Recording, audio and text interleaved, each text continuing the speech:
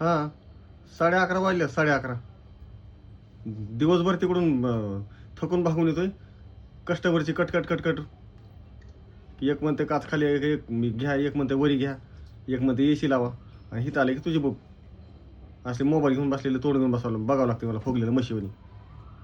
नाही मला माहिती का इरबळ असा पाळणा बांधलेला आहे तिथं. सगळे माझे मायबापच आहेत. असं गेलं की मला असं पाण्यातच हलवलं होतं. आलं माझं लिकरू म्हणते तर तांबरून पाणी देते, पाणी झालं. मला काय कामच नाही. कटकट कटकट कटकट. मालक बनवून दिले ना, 10 लाखाची गाडी घेऊन दिली तरी सुद्धा नकरा लावला एवढा. हमाली तर करायची गरज नाही तुली लोकांची. स्वतः मालक आहेत ना, मग काय काय नाही करावंच लागत ना. काय फुगले मी करता येईल. मग मला पण 10-10:30 वाजतात कामावर यायला घरी येऊ चलत यायचं म्हणल्यावर. 11:30 वाजल्यात घडी तुला घडी मग वाजू कळते दे ना, मग करायन ना. मग कुठं जायचं काय नागरावर? घडी कळते पण तुला नागरावर जायचं का 12 बैलाच्या? एवढं जर भूक लागली एवढंच काळ पोटात तुडतात ना तर काहीतरी खाऊन येतं ना. मग वाटाणी काय बघा हात बीत धरले होते काय? नाही तर टायमाला खाऊन येतात. देवा देवा देवा. सकाळी 4 वाजल्यापासून रात्री 11 वाजेपर्यंत माझा पाय उभा आहे.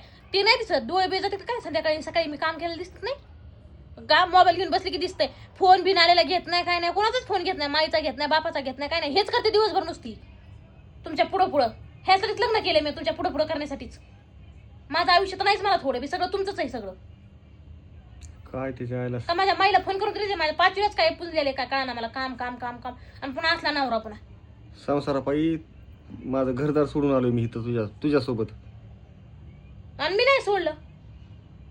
मी तर माझ्या मायबापाचं बी सोडलं, तुमचं बी सोडलं. मी 2 घर सोडून आले, तुम्ही तरी 1 सोडून आला. तर मी तुमच्या घरी नांदायला आली आणि माझ्या पायी मी काय उचलून आलं काय तुम्हाला पुण्याला? आता बी चला म्हणते मी बसायला भरून. बघ बर का. हो चला. माझं काय म्हणतो मला आयत तरी खायला भेटेल तिकडे. दिवसभर रानात काम करीन, सकाळी 10ला जाऊन आपलं संध्याकाळी 5ला घरी निवांत. No tension. इकडे बघ. कुणाला जोर येतं पुण्यात राहायचं असलं? मी काय म्हणतो इकडे ऐक. असले 4 पत्राच्या खोलीतून सॅग आहे मी काय म्हणतो ऐक एवढं आधी. मोठं पटाकन सोडून. मला बोलून देते का नाही? एवढ्या लांब विषय न्यायची नाही गरज. मग गुडीला पण बोलू शकत होतात ना, वैष्णवी मला भूक लागली जेवायला कर म्हणून. नाही तर आधी बघायचं केलाय का नाही स्वयंपाक. म्हणावंच लागतं काय त्याला? पण आधी आल्या आल्या बडबड करायची गरज नाही. बघायचं आधी स्वयंपाक केलाय का. मोबाईल घेऊन बसली तशी. 10:30ला आले, 11:30 वाजले. 1 तासात मी काय मोबाईल तेवढीच नाही बसले.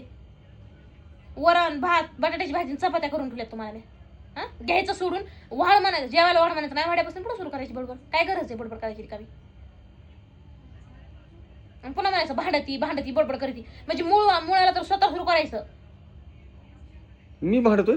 नाही मी भांडते, मला पिसाळा कुत्रा चालू नाही येतानी वाटानी. तुला मी भांडलोय का आता? नाही तुम्ही कुठे भांडलात मला?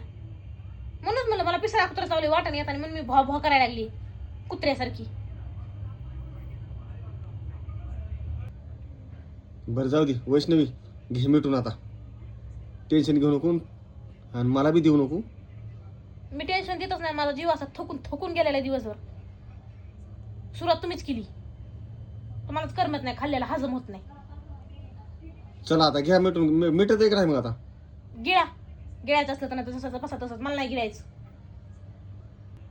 घ्यावं लागेल मिटून. काय करू नाही घेऊन? लग्न केले ना बामणाच्या साक्षीनं. संसार करायचा म्हणलं मिटून तर घ्यावाच लागेल ना. तुम्ही किती माझ्या डोक्यात बसला तरी गप्प बसावंच लागेल ना. आता कसं मुद्द्याचं बोलली? चला गिळायचं असलं तर गिळा. तुला नाही गिळायचं का? मला नाही गिळायचं, उपास आहे मला. वाढ मग गिळाय मला. हात पाय धुवा ना. आलं की सुरू केले भांडण आधी.